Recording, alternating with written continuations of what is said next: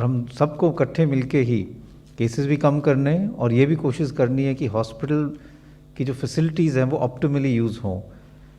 और इसके लिए एक कम्युनिटी पार्टिसिपेशन की बहुत ज़्यादा ज़रूरत है। अगर हम सब इकट्ठे मिलके ही इस पे काम करेंगे तभी हम अपने केसेस भी कम कर पाएंगे और मोर्टेलिटी भी कम कर पाएंगे। अभी अगर हम हालात देखें तो एक अननेसेसरी पैनिक है सब लोगों में, और उस पैनिक के कारण it is causing more harm then good. Health infrastructure की बात करें तो जिसका भी कोविड पॉजिटिव आता है, चाहे उसकी सैचुरेशन नॉर्मल हो, उसको कोई सिम्टम नहीं हो, उसमें ये पैनिक सिचुएशन हो जाती है कि कहीं मेरे को बाद में ऑक्सीजन की ज़रूरत ना पड़े, कहीं एडमिशन की ज़रूरत ना पड़े, तो मैं अभी जाके एडमिट हो जाता हूँ। और उसके कारण हॉस्पिटल्स के बाहर बहुत रश हो जाता है और जो जेन्युइन पेशेंट्स हैं वो सफ़र करते हैं क्योंकि उनको प्रॉपर ट्रीटमेंट नहीं मिल पाती। दूसरा ये है कि उस पैनिक के कारण लोग घर पे दवाइयाँ स्टोर करने लग जाते हैं, होर्डिंग शुरू हो जाती है और unnecessary shortage of essential drugs जो है वो मार्केट में क्रिएट हो रही है। तीसरा, उसी के कारण कई दफ़ा ड्रग्स का मिसयूज़ भी हो जाता है, क्योंकि कई लोग ये सोचते हैं कि अगर कोविड है तो मैं पहले दिन ही सारी दवाई शुरू कर लेता हूँ तो शायद आगे तकलीफ़ ना हो, लेकिन उनसे साइड इफ़ेक्ट ज़्यादा होते हैं और उससे कोई फ़ायदा नहीं होता है।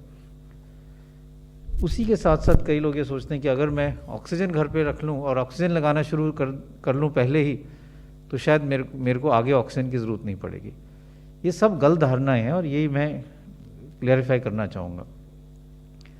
ऑक्सीजन एक बहुत इंपॉर्टेंट ट्रीटमेंट स्ट्रैटेजी है कोविड-19 के लिए, लेकिन उसका मिसयूज़ जो है वो भी एक बहुत इंपॉर्टेंट फैक्टर है।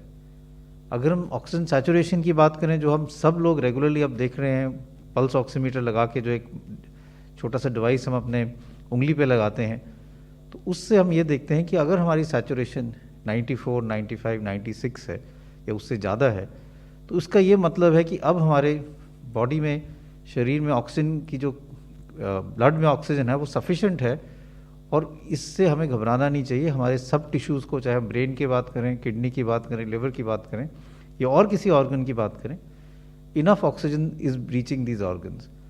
इसलिए ये ज़रूरी नहीं है कि अगर आपकी ऑक्सीजन सैचुरेशन 94, 95 है तो आप ऑक्सीजन लगा के उसको 98, 99 करें, वो एक ऑक्सीजन का मिसयूज़ है। तो ये समझना बहुत ज़रूरी है कि हम ऑक्सीजन का मिसयूज़ ना करें, क्योंकि वही ऑक्सीजन उस व्यक्ति के काम आ सकती है जिसकी ऑक्सीजन सैचुरेशन 90 से कम हो या 80s में हो।